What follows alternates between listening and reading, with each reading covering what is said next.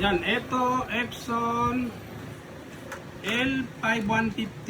Ayan, i-check natin kung paano daw gamitin yung resetter tools, hindi yung chip resetter na pang maintenance. Mayroon kasi itong resetter tools, yun naman ay ginagamit kapag napuno na yung platen, yung borderless print. Kasi kung malakas kayo mag-print ng borderless, napupuno rin po yun yung sa platen. Kaya yun, papakita ko lang kung paano gamitin yung resetter tools. Yan.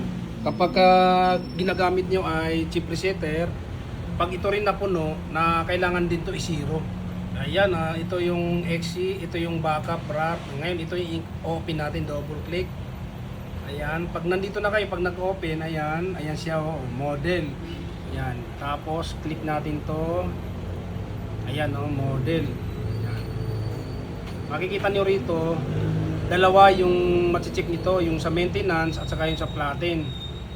Ayan, platen saka maintenance. Pag itong napuno sa taas, gagamitin nyo dyan chip resetter. Kapag naman dito sa baba, ito yung ginagamit, yung chip, yung resetter tools. Hindi to kayang i-reset ng chip resetter. Kaya tingnan natin ilang percent na. Yan, check natin yan. Check. Ayan, tingnan nyo. May max din siya na 4,240. Yan, 80%. Maintenance box, 67.